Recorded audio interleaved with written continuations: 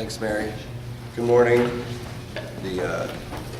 This is kind of marks the one-year anniversary of when we changed sort of our congregational meeting structure from being during the Sunday school, from being in the evening. Typically, it's been in a Sunday evening to a Sunday morning, and that was based upon feedback from the congregation. I think looking back on the last year, I think it was something that was the right decision, and we appreciate the feedback in doing that. One of the challenges, there's a lot of benefits to meeting on a Sunday morning, but one of the challenges is just trying to get through everything, and then also trying to make sure that we've got enough time for questions and feedback. And one of the things that we're going to do this morning is I'm going to ask everyone to vote on a budget for 2013. And obviously, before I ask you for that vote, I'll answer any questions that might be presented, as well as review some of that information. So if I move quickly, I apologize. This information would have been in your church mailboxes about 2 weeks ago. I was available for questions following the last 2 Sundays. Some people have reached out to me via email, phone, whatever. So hopefully some of the questions that may have come up have been addressed. To the extent that they're not, feel free to ask them during the question and answer time. I'll stay after, and if there's still questions that are out there, you can feel free to contact me anytime in the next week. But before we get into kind of the numbers side of things, I want to take a minute just to recognize 2 people briefly. Jim Durstein and Merle Moyer. I know Jim is not here. He and Sylvia have sought warmer weather. Merle is here. I won't ask him to stand, but I just wanted to thank both of them.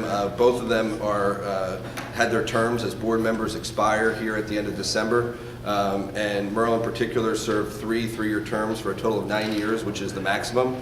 And so there was a lot of energy and effort that both of those individuals have put into shaping our congregation to what it is today. So I just wanted to thank them. And Nancy's here this morning, and and I think at the end of the day, the spouse has as much to do with the husband as anything else. So I just want to thank both of you and publicly.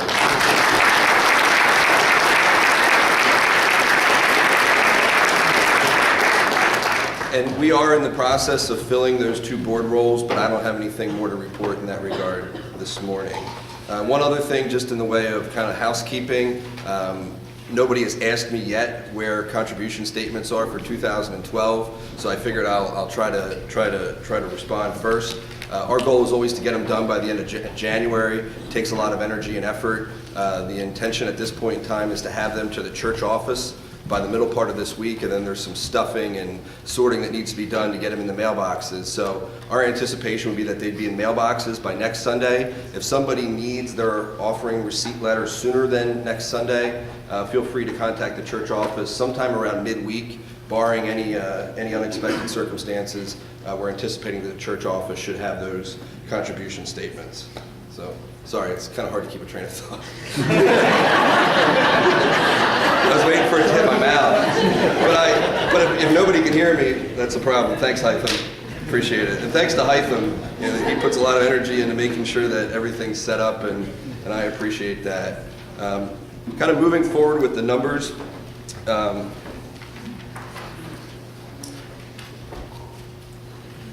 pointer isn't working, so I'm going to have to kind of jump in between here. See if it works? I think it is working. Okay. Well, that makes it a little bit easier. Moving forward with the numbers, just want to talk, before we talk about the 2013 budget, I want to make sure that we kind of reevaluate 2012 in terms of the activities that took place, because obviously much of what transpired in 2012 plays into budgeting for 2013. So in terms of Mennonite missions, one of the things that transpired there is we brought in $103,000, a little bit more than $103,000 for Mennonite missions. Our target was $110,300, so we were roughly $6,700 short of our target, and that's about, the actual receipts were about 35. Are you having problems hearing me? Hytham, is there any more volume that you can get out of this thing? Hey Kirby, can you maybe unplug that ice maker, or is there any way to turn that? Is that any better? Okay. For Mennonite missions, we were about 67 short of our target, and that was about $3,500 short of where we were last year. So basically, any monies that come in for Mennonite missions, we disperse. So for 2012, we were able to disperse $103,577 to the various Mennonite missions organizations. The other thing I just want to mention real quick, for 2012, one of the new things that we had done for effective 2012 was we split Mennonite education into two categories. I've talked about this several times in the past 12 months, but given the fact that it's still a new concept, I just want to touch on it again because I think some of the things I may share may get lost in translation if I don't define two terms. The one term is Mennonite Education Plan Financial Commitment. And what that means is it's the sum total of all the dollars that parents of kids that are enrolled at one of the Christian schools commit to giving as part of an annual process that's done. So in for the 2012 year, basically that commitment totaled $459,728. And from this slide that you'll see for the Mennonite Education Plan financial commitment, the total that came in is actually $473,000 and change. So actually more monies came in for the Mennonite Education Plan financial commitment than what was ultimately required to come in as of December 31st. We're still in the middle of a school year, given the fact that the school year starts in September of 2012 and will go to June of 2013. So any surplus really just gets moved ahead to try to, in an attempt to continue to fund the schools as we move into 2013. The other number is the Mennonite Education Plan financial need. What that number is essentially the number that's left when you take the total tuition that's projected for between all the schools, subtract it from what's been committed, what's left is sort of the unfunded portion. We call that the need portion. The need portion is actually part of ministry operations as it relates to this number that you see on the screen. That would be a new thing in 2012. That would have been part of the 2012 budget that was presented to the congregation this time last year and virtually unanimously approved. So this is sort of our first opportunity to kind of look at that new structure in the rearview mirror. So I just wanted to make sure I mentioned that because failing to do so I think may have left a lot of people behind me. Beyond that, there's not a whole lot more to say on that slide. Next slide is receipt comparison, basically looking at total receipts that came in 2012 compared to 2011. What you'll see is receipts are roughly up about 13,000, but one thing to notate here is about $122,000 were received in 2012 that were earmarked to reduce some line of credit debt that we had assumed from a budget shortfall in 2008. So it is a receipt, and I've included it in the receipts, but to some degree there's probably some portion of those dollars that are quote-unquote plus giving. It's sort of something that may not otherwise have been able to be accounted for in the general receipt pool. So I can't really say much more about it other than to notate it, and you'll have to use your own judgment in terms of how much of that money that came in for the debt reduction could reasonably be assumed to have been coming in if it wasn't for that debt reduction. So if you compare it to last year, we're up roughly 13,000 in receipts, but again, about 122,000 of that total was designated for that debt reduction, but I include it because it was part of our 2012 budgetary targets. The other number that people quite often ask me about is monies that are outside of what we would define to be in our budget that still flow through Saturday Mennonite Church. So this could be service projects, this could be Spruce Lake Campership Fund, it could be Sunday schools, it could be you name it. There's probably 40 or 50 designated accounts. And there was about $245,000 that came in 2012 for other designated purposes that would be outside of the scope of the budget. Next slide is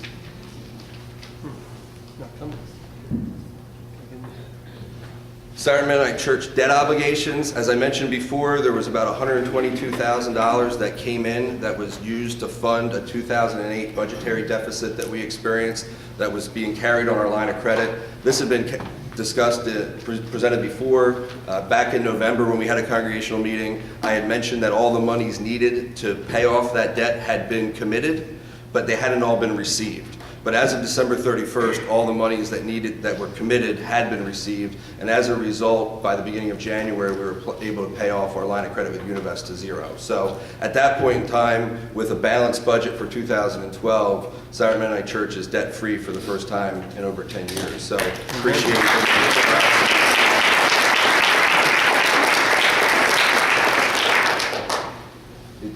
certainly wonderful to have that behind us. We had attempted from a budgetary standpoint to try to see if we could reduce that debt by about $100,000 in 2012. We had attempted the year before as well and had gotten nowhere.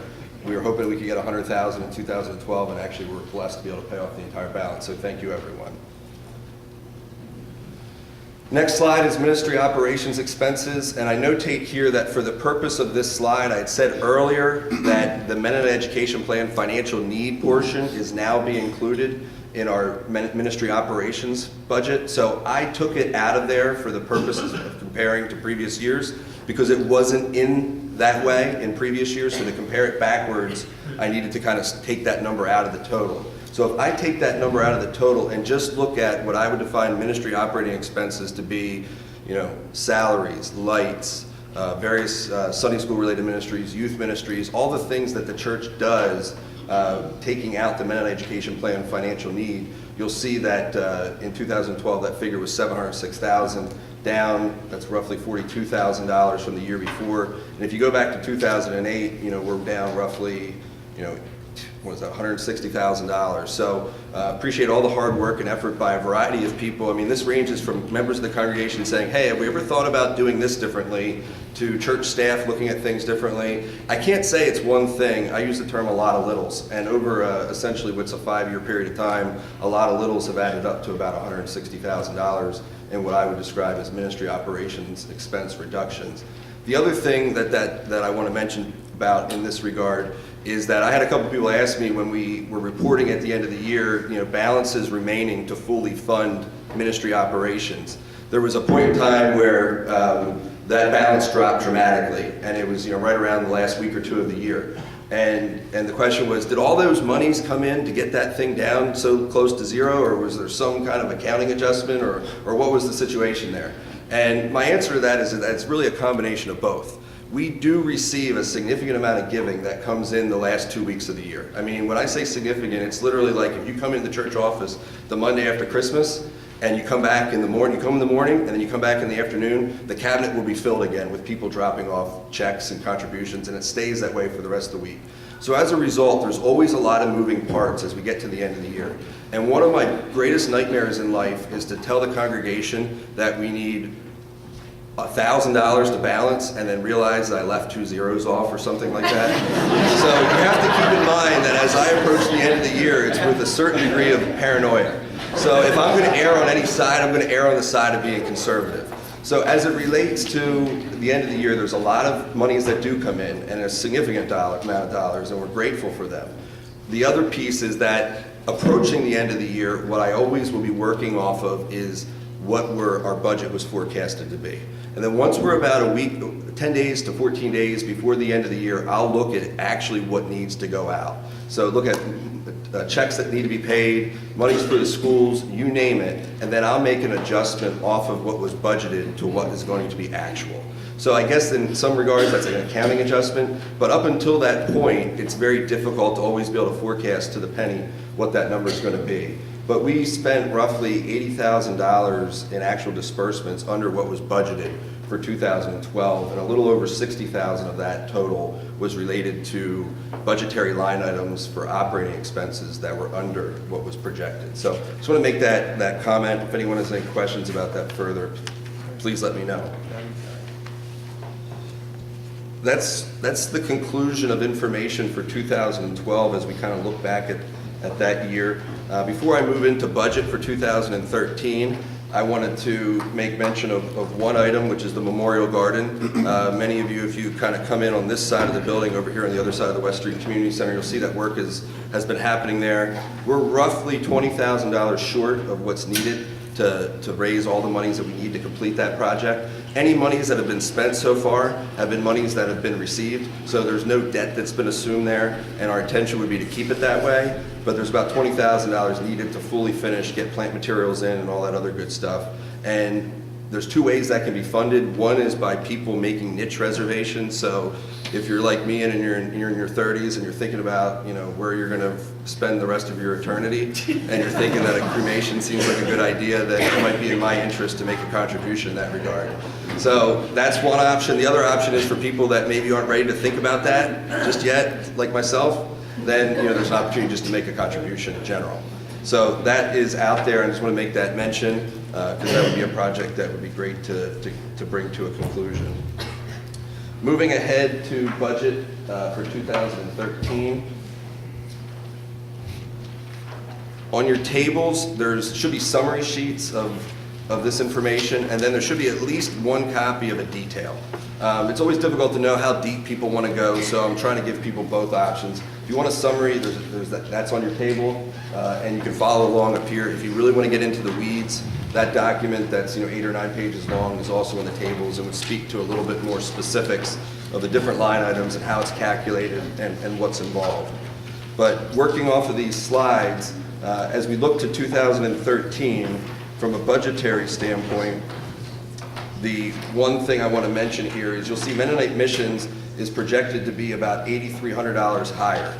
And the driving reason for that is a student that came to us from Albania. Her name is Ingerta, and she was a student at, I think it's called the Albanian Christian School. And because of a connection to Sarah Mennonite Church and to some other Mennonite churches in this congregation, there was really a need for her to get out of that situation, even though she's in her senior year of high school. And it was brought to Sarah Mennonite Church the opportunity for her to come and attend Christopher Dock. So Christopher Dock helped in terms of reducing some tuition. The Hoovers have offered to provide her housing, and there's some other churches that are also trying to raise money for Ingerta's support. So we treated it as a line item under Mennonite Missions. To the extent that we can fund it there, we will. There's an opportunity also for people to designate giving specifically for her. So I wanted to make mention of that. You'll also see here ministry operations, which would include the Mennonite Education Plan financial need component. That was the case in 2012. It's proposed to be the case for 2013 as well. You'll see that that's slightly higher, and I'll get into the detail as to why.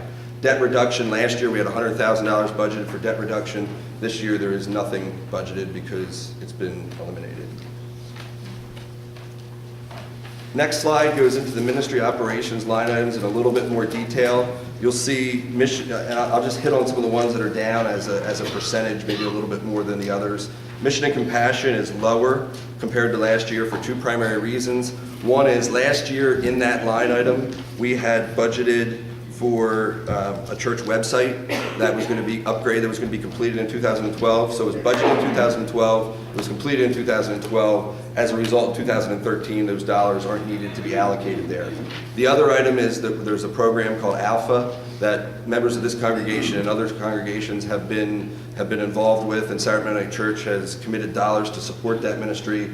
That ministry in its previous state is no longer ongoing, so the need for those monies in 2013 aren't there. Certainly, depending on how that takes shape in the future, the opportunity would be there to support that ministry. But in terms of 2013, as we look ahead, based upon what we know today, that isn't in place.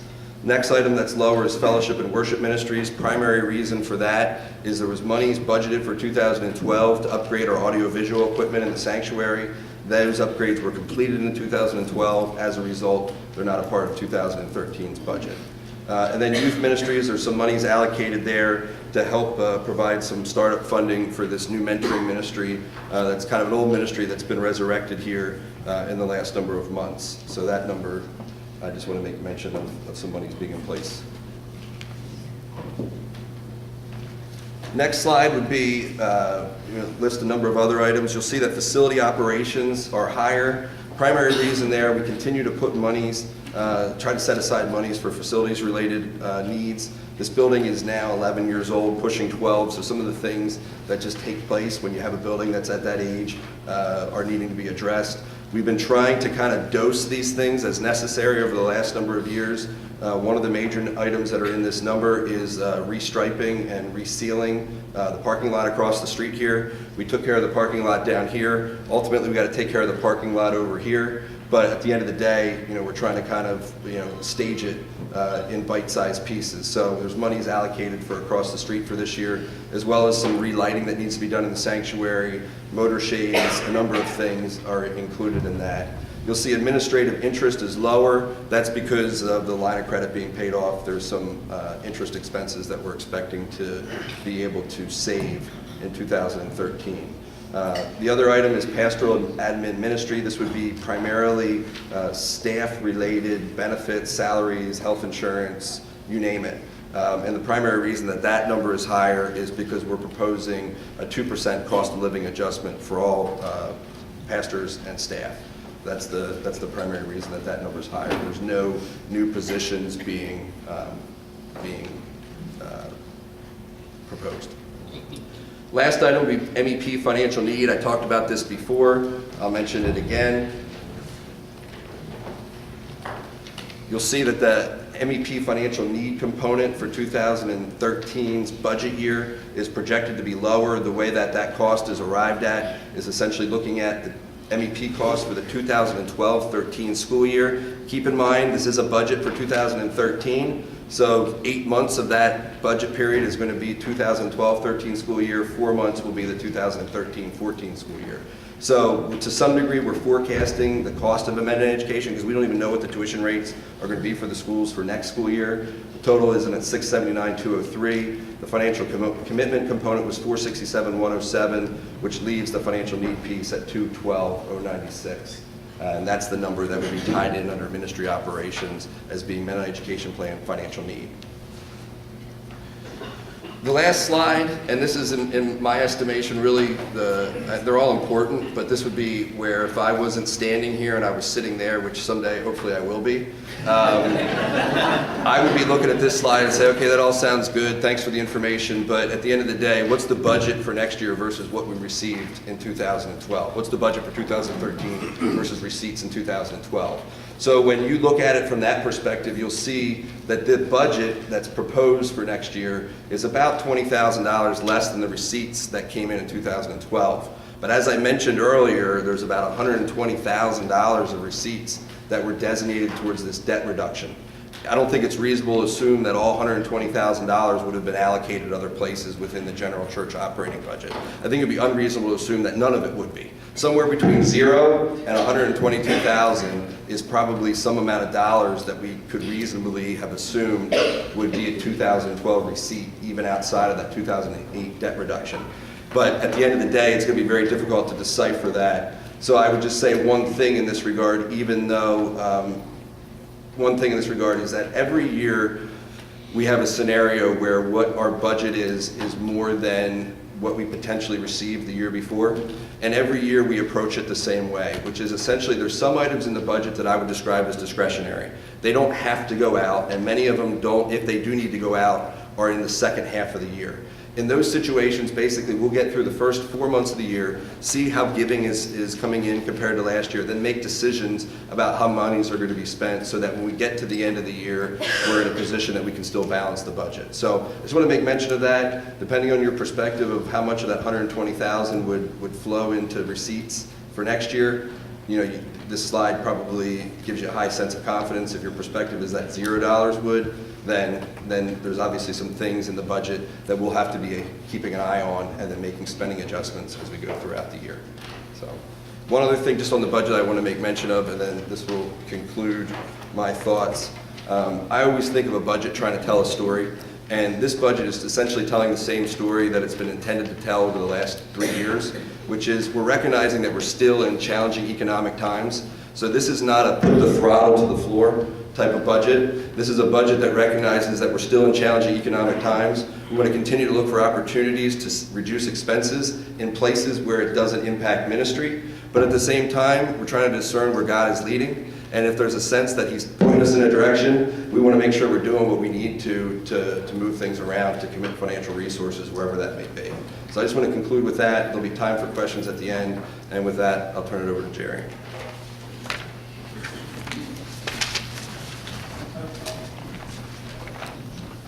Thanks, Nate. We appreciate the work you've done, and I appreciate the work of the board in bringing this together. And I also value very much you as a congregation for your generosity and for your support of what God is doing here.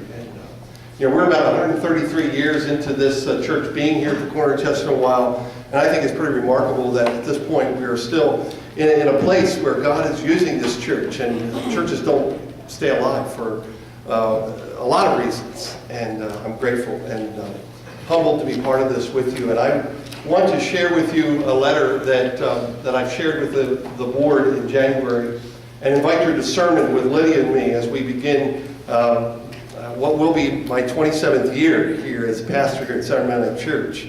And the word that I've heard from God for me, this one word, is the word follow. And over the last year, Lydia and I have been praying very carefully and directly about what God is calling us to and what is best for this church. I love this church. I love you. I love this community. Lydia and I live and love Souderton. And yet my heart's desire is for a healthy transition of my role at that time as God calls. And so I wanted to share with you what was on my heart, and I shared with the board in January, and a copy of this letter will be in your mailboxes after this meeting. Dear brothers and sisters, one of the core values that have guided our mission as a church is to recognize and embrace the fact that change is normal and a regular part of life. And I have come to recognize this truth over the past year in relation to my current role leading the pastoral team as senior executive pastor. With a desire to continue to follow God's calling and to begin planning for a healthy succession of leadership for the future mission of Souderton Mennonite Church, I am feeling led to begin the process of passing the baton of leadership to the next person whom God will call.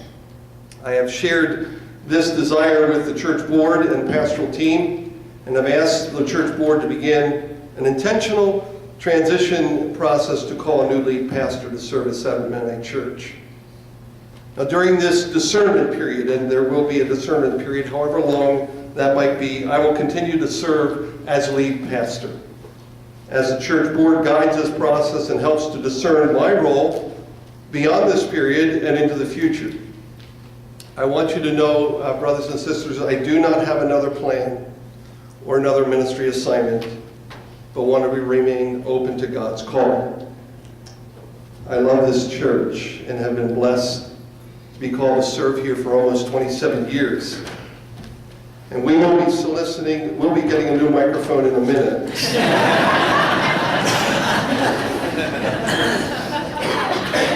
Brother, I know it's not you.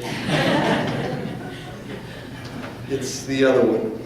We will be soliciting your wisdom and prayers with the church board and pastoral team and with Lydia and me as we work together to prayerfully discern what is next for the church and for us. God is faithful, and I have seen that. And God is good, and I believe that. And God has done and is doing great things in our midst. It's a wonderful time to be part of the church, not only here at Southern Mennonite Church, but in this world. And I am confident that God will lead us as a church through this transition period and into God's desired future for Southern Mennonite Church, for the community and the world we are called to serve. So we're asking you for your support and your prayers. In a moment I'm going to turn it over to Nate, and he will talk to you from the board's perspective. But let me just say a couple observations, and I can't say it enough. I love you all. And there are reasons why pastors often leave churches. And one reason is because of a whole group of people that sort of get, sort of upset about the pastor, and then they sort of move them out. That is not happening. No backstory here, folks. So please, if that's out on Facebook right now, if you hear that, please change that. If it's out on Twitter, just get behind that. There is nothing behind this story other than a sense that Lydia and I feel we want what's best for this church. We want what God is calling us to. The second reason why pastors oftentimes will find themselves making transitions is because they burn out. They get tired of ministry. They just can't do that anymore. That's not the case. I still feel called to be a pastor, and I love being part of God's church. I just believe that right now, this is the time. The analogy that I use is that of a track and field meet, a relay race. And I've watched enough of these, watching my children race relays, that there is on the track a line. And when you carry the baton to that line, you are entering what is called the exchange zone. Now, there's another line. And that marks the end of the exchange zone. And between the time you enter that zone and the time you leave that zone, the person carrying the baton has to pass it to the next person. I'm just saying that I believe God is saying we're entering the exchange zone. We're just crossing the line. The last thing I want to do is drop the baton. And I talked to my daughter Sarah about this. Sarah helped with this metaphor. She said, Dad, you don't want to get spiked in the exchange zone either. In other words, you don't want to get somebody spiked catching your shit. So the metaphor breaks down at some point. And the desire is to make a healthy baton pass. Now, if you've been around as long as I have here at the church, you know that when I came into this role as lead pastor in 1986, Sam and Lottie Mae Jansen were here. Sam was the pastor. And very intentionally, Sam passed the baton. When I first came back for the first 6 months, Sam was the lead pastor. And in the fall, I was ordained. And Sam passed the baton by saying, Jerry, I'm going to move out of this office. I'm moving over here. You are now in this role. And he and Lottie Mae stayed around for about a year more, if you'll recall. And then they moved back to Harrisburg, Virginia. We have seen a healthy transition, and I don't know exactly what that's going to look like. And obviously, to be honest with you, a person who's been around 27 years, for someone else to take that role, that person's probably going to need to move off to the side at some point and out of the way. I recognize that. This transition, though, I believe, is a period of time where we really need to be praying and discerning. And, this is God's church. Jesus is the head of this church. And we are a wonderful body of people serving Christ in this community and around this world for the glory of God. And I want to just see that be as healthy a transition as it can be. What does that look like? What is it going to mean for Lydia and I? We have taken on the words of Scripture about Abraham and Sarah, who are on a journey. We don't know where it's going. It is really foggy right now. That's why this word follow, for me, has been follow into an unknown and follow me, Jesus says. So Lydia is down where she always is, teaching the kids. And we have, the last year I've had to, this was not supposed to happen, was we really sort of had to open our hands and say, God, this is your church. We are yours. Would you lead us and lead your church? Lead your church to a healthy place, a healthier place, a continued health. And that's our desire. So I'm going to ask Nate to come and speak about what would be next. But hopefully this metaphor of the baton pass is helpful. Thanks, Jerry. When Jerry first talked to me about his desire to enter this exchange zone and to begin a transition out of the role of lead pastor, the conversation wasn't a transition out of the church, it was a transition at the lead pastor level. And he made that very clear, but my brain instantly raced to Jerry not being a part of Saturday Mennonite Church. Since I was old enough to know what a pastor was, Jerry has been my pastor. It's maybe a little bit unique for me, but probably not for many. I can remember sitting right about where Bill Curtis is right now when Jerry was ordained. I can remember standing right about where I am right now when Jerry baptized me in the name of the Father, the Son, and the Holy Ghost. I can remember him administering my wedding vows. It's very difficult for me as I think back to when Jerry first communicated this to separate Jerry as the pastor I've always known and to be able to even envision a world where Jerry is not at Saturday Night Church. So those were my emotions. I don't want to place them on everyone, but I would suspect that for many people that are here, you're probably feeling some of those. Everyone's story as it relates to Jerry looks different. And it's not that Jerry's saying he's leaving, but at the same time, as Jerry just said, that may be the outcome that God calls he and Lydia to. So as I've kind of turned this around and thought about it, it's hard to envision a day where potentially Jerry wouldn't be a part of Saturday Mennonite Church in any leadership capacity. But at the same time, I don't want to lose sight of the fact that I think Jerry and Lydia have given this church a tremendous gift. Their willingness to be vulnerable, to kind of enter this exchange zone without an idea really of what the other end of it looks like, is a tremendous gift. It allows us as a congregational body, I think, to be able to have a healthy transition, and that's what Jerry wants. Before he even started talking to me about these things, he would tell me stories about how he felt like the baton was passed to him, and how that someday when he's no longer in the lead pastor role, he wants to pass it to somebody else. So, you know, I just want to say thank you to Jerry and to Lydia for being willing to be vulnerable, to go into this without a plan, to allow us to discern and pray with you as you follow where God is calling you. And to the rest of the congregation, there is no plan at this point in terms of, you know, there's no ministry description that's been put together. There's no timeline that's been established. There's no search committee that's being formed. At this point in time, right now as we sit here, everybody in this room knows as much about this transition as Jerry does, and Lydia does, and the church board does. And that was by intentional decision to say, let's not do anything to try to move forward in terms of entering this exchange zone with regard to a timeline or ministry descriptions or search committee until the church congregation has an opportunity to hear this, and we can seek discernment and feedback, and the congregation can join us in prayer, and then we'll figure out exactly how we move forward. So at this point in time, there isn't a whole lot more that I can say about where we're at, other than what Jerry just communicated. But I would anticipate that we would have another congregational meeting sometime end of April, beginning of May, where some of this information, you know, would be able to be communicated at really more of a specific level. And in the meantime, I'd continue to suggest, offer, as Jerry did, continue to pray, discern with Jerry and Lydia as they discern what's next. The one thing that I've heard from Jerry is he knows it's time to enter the exchange zone as it relates to him as lead pastor.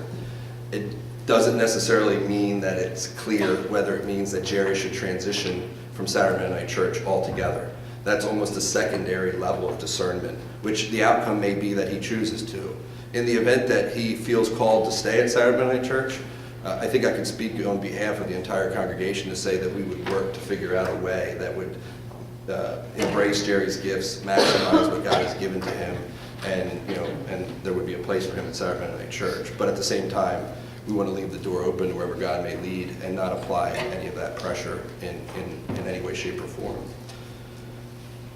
So with that, I would, what's that?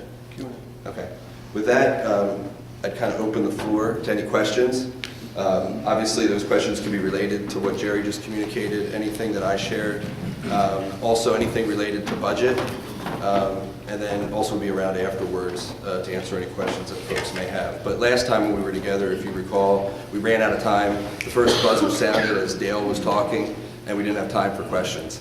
We wanted to work extra hard to make sure that that didn't happen today. So if I sped a little quicker than I should have, given the fact that we have a little time now, I apologize. But if you've ever taught Sunday school, you know how difficult it is sometimes to know how much time you're working with between services. So any questions? Comments? Concerns?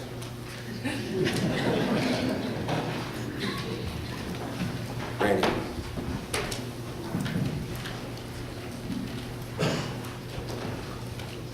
I would just like to say, in light of all our budget problems we have in this country, I'm grateful to you and the board and others in this church that our budget seems to be going down.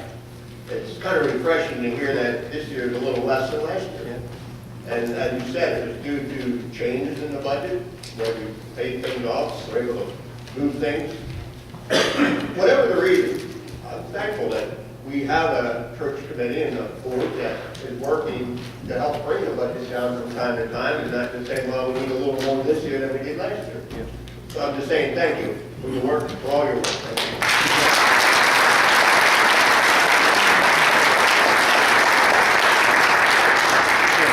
you. Thank you, Randy.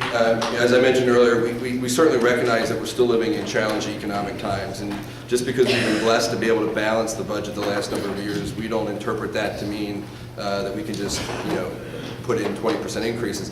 At the same time, we still want to remain open to where God's leading, and if there seems to be a calling in a direction that's going to require a financial commitment, we don't want to just necessarily say that we can't do that. But, we're just discerning that, but thanks for your comments, Randy. Gary, I think you had a question?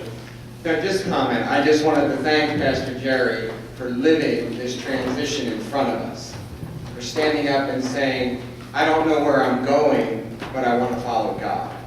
And what an example to all of us, what an example to me, what an example to everybody, to just live your way through that transition. And I just want to applaud you and tell you how much I love you and how much more I love you when you get up and you do something like that for all of us. And letting God lead you personally and this church. Thank you so much. Thank you.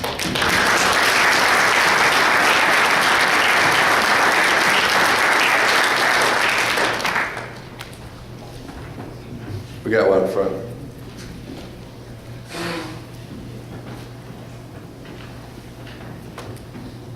I like the fact that we have congregational meetings during what we call the Sunday school hour. There's a variety of ways to look at that. One way is to say this is business. We should be doing this at this business meeting. Another way is to say this is Sunday school. What do you do in Sunday school? You process what you've heard, what you believe, your faith, and all of that. Today's sermon was on being faithful and on being a servant. That's what we're talking about here. Faithfulness with the budget, what it means to be the under rower as a servant. So to me, this is Sunday school we're doing here. This is sermon response. And we're getting to give, in good old Anabaptist tradition, we're giving the fleishness, the response to what we've heard. This is Sunday school. Thanks. Thanks, Aaron.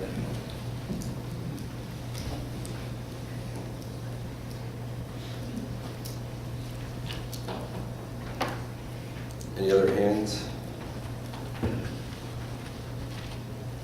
Well, once again, if there aren't any, I'll remain afterwards for as long as I can, until my wife pulls me. But I want to make sure if there are questions that are budgetary, particularly budgetary in relation. I know many folks may not feel comfortable standing up and asking a question, but that doesn't make the question any less important. So before I ask anyone to cast a vote, I want to make sure all the questions are addressed. So I'll stick around. If anyone wants to ask me any questions, feel free to. And then, certainly, as we move forward and we enter this transition zone, any feedback that anyone has would certainly be appreciated. And at the very least, join us in prayer and Jerry and Lydia as they discern where God's calling. But thank you, everyone.